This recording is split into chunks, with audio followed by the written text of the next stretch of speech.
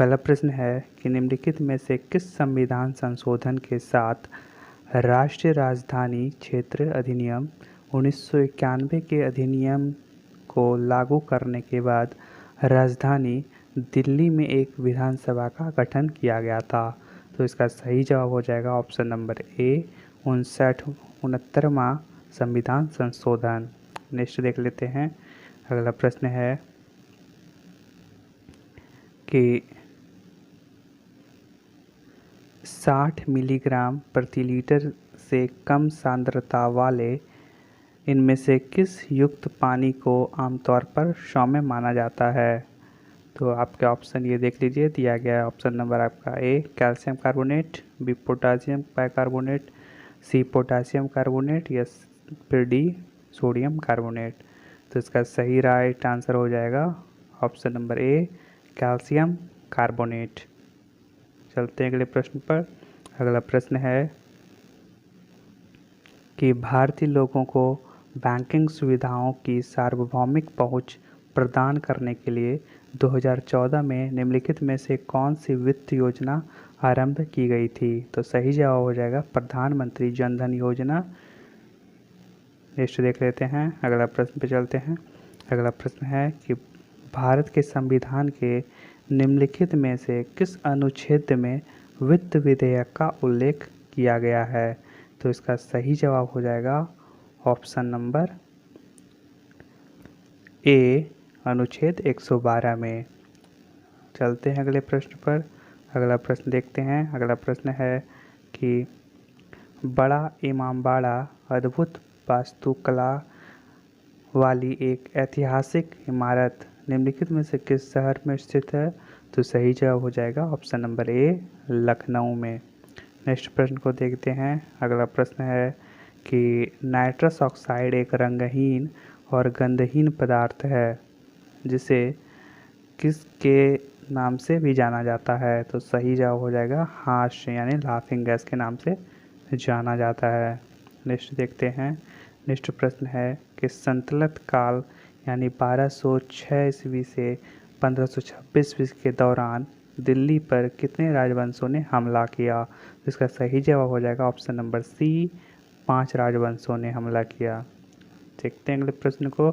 अगला प्रश्न है कि निम्नलिखित में से किसको अपेक्षाकृत कम ऊष्मा वाली सामग्री के कारण कोयले के निकटतम श्रेणी के भूरे रंग वाले कोयले के रूप में भी जाना जाता है? तो सही जवाब हो जाएगा ऑप्शन नंबर ए लिग्नाइट।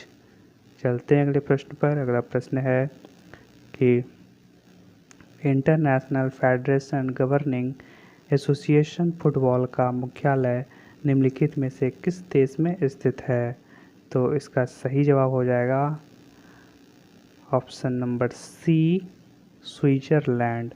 चलते हैं अगले प्रश्न पर, देखते हैं अगला प्रश्न क्या है। तो अगला प्रश्न है कि संविधान बनाने के लिए संविधान सभा ने कितनी छोटी समितियां बनाई थी?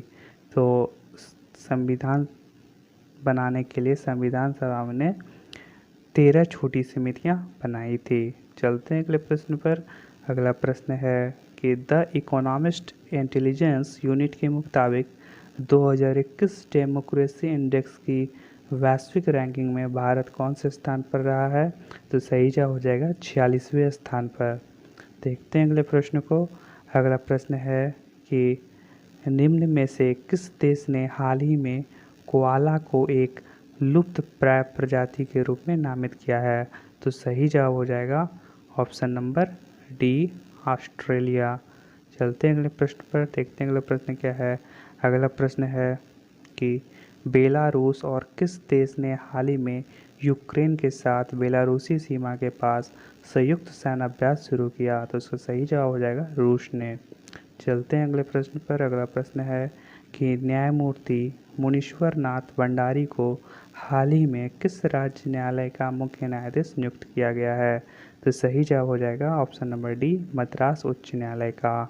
चलते हैं अगले प्रश्न पर। अगला प्रश्न है कि वरिष्ठ अधिकारी एस किशोर को हाल ही में किस आयोग का अध्यक्ष नियुक्त किया गया है? तो सही जवाब हो जाएगा ऑप्शन नंबर डी कर्मचारी चयन आयोग का। देखते हैं अगले प्रश्न को। अगला प्रश्न है कि निम्न में से किस बैंक ने हाल ही में 5 ऑनलाइन पाठ्यक्रम शुरू करने के लिए NSE अकादमी के साथ समझौता किया है? तो इसका सही जवाब हो जाएगा ऑप्शन नंबर डी, भारतीय स्टेट बैंक यानी कि SBI बैंक ने। नेक्स्ट देख लेते हैं। अगला प्रश्न है कि वर्ल्ड बुक ऑफ रिकॉर्ड्स द्वारा हाल ही में किस टनल को आधिकारिक तौर पर सबसे लंबी राजमार्ग सुरंग के रूप में मान्यता दी गई है? तो सही जवाब हो जाएगा ऑप्शन नंबर डी, अटल टनल। नेक्स्ट देख लेते हैं। अगला प्रश्न है कि केंद्र सरकार ने हाल ही में किस वर्ष तक कृषि क्षेत्र में डीजल को अक्षय ऊर्जा में बदलने का लक्ष्य रखा है? इसका सही जवाब हो जाएगा ऑप्शन नंबर सी, 2024 तक। देखते हैं अगले प्रश्न को। अगला प्रश्न है कि निम्न में से आयोग ने हाल ही में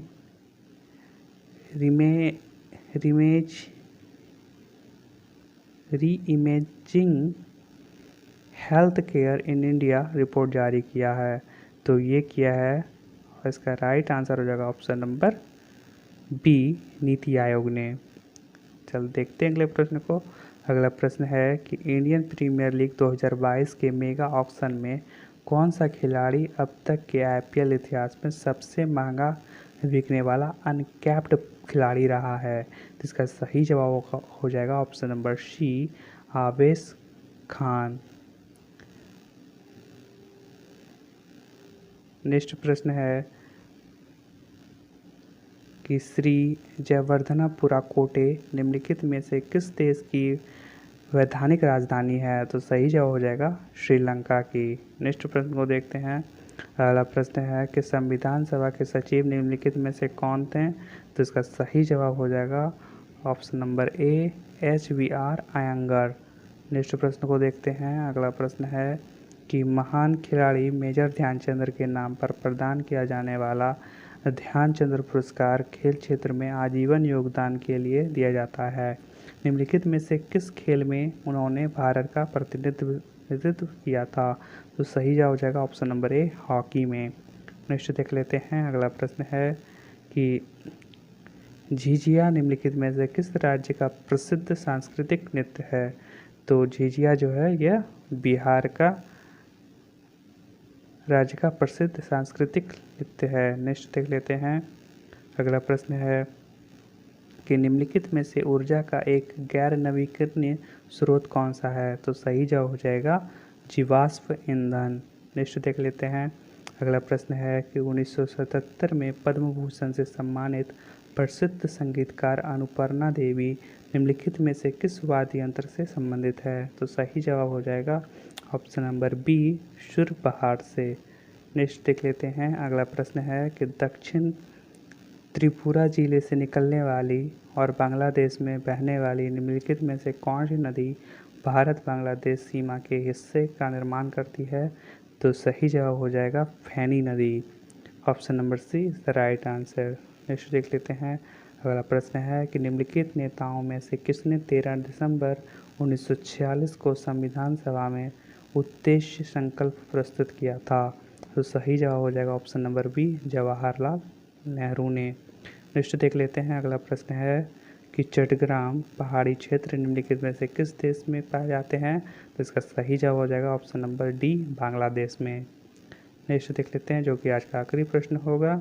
प्रश्न है कि नागरहोल राष्ट्रीय उद्यान किस राज्य में स्थित है? तो इसका सही जवाब हो जाएगा ऑप्शन नंबर डी, कर्नाटक में। तो ये आपको 30 में से कितने प्रश्न आते थे इसको आप कमेंट बॉक्स में कमेंट करना है। तो और अगर आपने चैनल को अभी तक सब्सक्राइब नहीं किया तो चैनल को सब्सक्राइब कर लें, लाइक कर दें, शेयर कर दें और कमेंट कर दें। तो मिलते हैं नेक्स्ट वीडियो में नेक्स्ट प्रश्नों के साथ। आज के लिए बस इतना ही।